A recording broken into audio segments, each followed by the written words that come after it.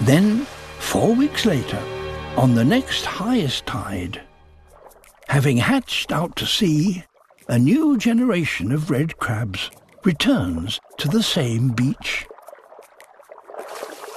In good years like this one, countless millions arrive back on the shores of Christmas Island, turning the beaches red.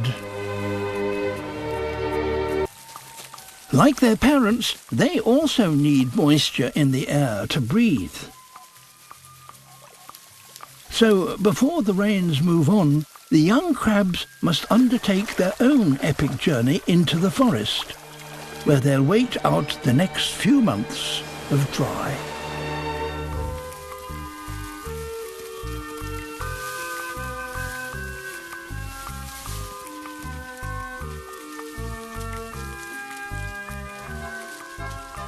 The Christmas Island crab, entirely reliant on the return of the monsoon.